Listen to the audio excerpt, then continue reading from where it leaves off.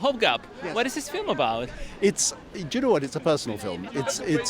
I've shifted it, but it all happened a long time ago to me. It's about two married people, been married 30 years, and the marriage is failing. The son comes home, he's like 30 years old. He doesn't realize it's happening. And when he realizes it is happening, he realizes his mother is going to be destroyed. And he doesn't want her unhappiness. He can't cope with it. So it's about the interrelation between these three people, particularly from the son's point of view. Because what he wants is, first of all, they ask him to take sides.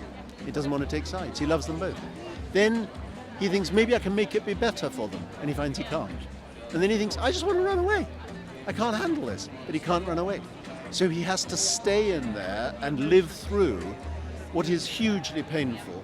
But it's painful for the two people who created him. Imagine that. They're inside him. I mean, it's your mum and dad. And what happens when they part is like you're being pulled apart. So I'm exploring all of that. And I think it happens a lot. I think we don't talk enough about how grown people respond when their older parents break up. We don't talk enough about what happens to older people when they divorce. You know, these two people are 60. If you're a woman of 60 and your husband walks out on you, your chances are getting less, let's face it.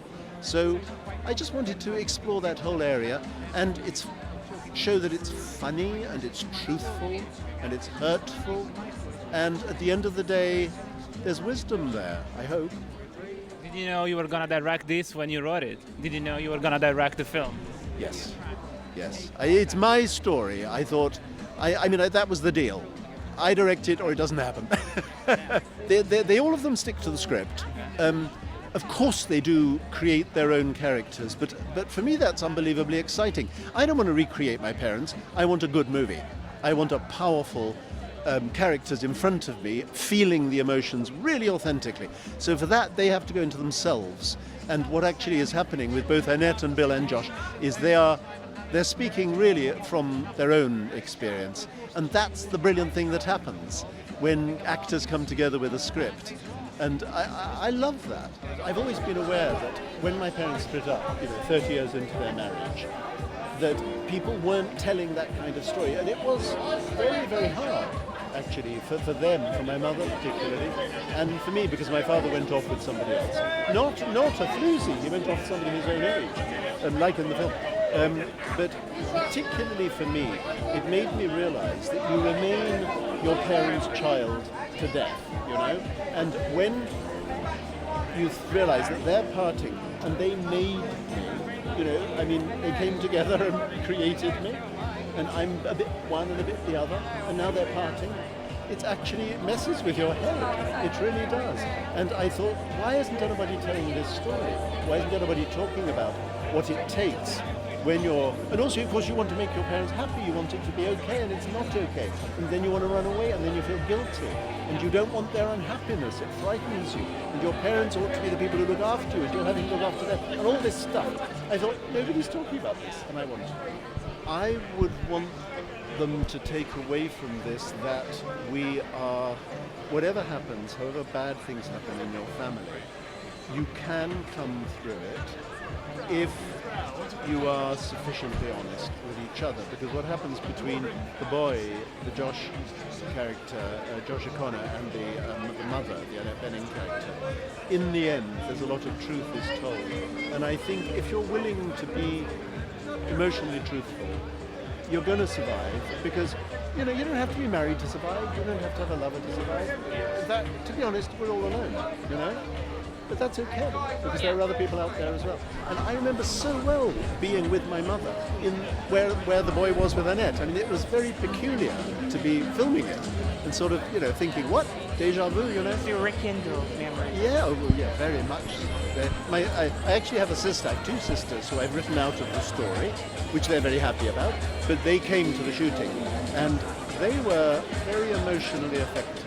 It's been around a long time, so the therapy happened a long time ago. What prompted me to share it was, there's quite a few divorce movies happen, or stories. They tend to have a villain and a goodie, and usually the villain is the man. And I'd been through my father and mother parting, and I know that neither of them were villains. And I thought, I really want to tell a story that says, look, these people are giving each other a terrible time, but they're both good people.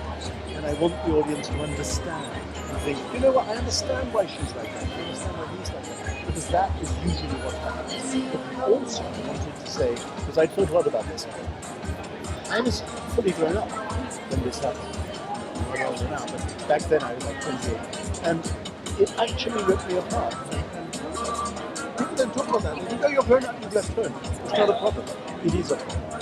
You have to deal with it. You can't run away from it. You can't make your parents happy if they're unhappy. You want to. And seeing the mother wants to kill herself in the film. She doesn't kill herself, but she wants to.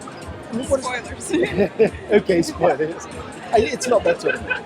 Yeah, I think anybody who goes into it would realise she's not going to kill herself. But there are a lot of cliffs around, and people do jump off cliffs.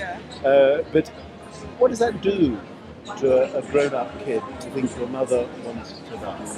And I went through that, and a lot of other people have as well. And so I wanted to articulate that, to be as truthful as possible about that, to give a little bit of wisdom, to be honest. I understand your mistake. Yeah. The film was partly financed by the Yorkshire something like that. And we actually filmed in Yorkshire, but only indoors. Oh, okay. All the exteriors are Sussex, Okay. on the south coast. Well, there was definitely a very conscious use of the exteriors with the interiors, but not the beauty of nature. It's a very wide open place. The beach is a vast expanse of pebbles. The downs, the hills are very bare, the cliffs are rather brutal. And I like the austerity of the landscape. The odd thing is, we filmed it in a heat wave. Oh, wow. And it was in the summer of 18. And it all looked fabulous. I kind of almost wanted it to get a bit bleak. But it is lovely, and I like that. Nobody knows of this place. I grew up there. It's a little town called Seaford. It's a real town, it's not a fake town. And I'm pleased if people like it. It'll put up property prices. Hugely. I was looking for somebody who's all prickly on the outside and has this terrific ability to express pain. I mean, Annette is extraordinary in doing that. And very brave, by the way. You know, she's not an actress saying, I must look lovely, darling. She's absolutely going to go there. And that was very important.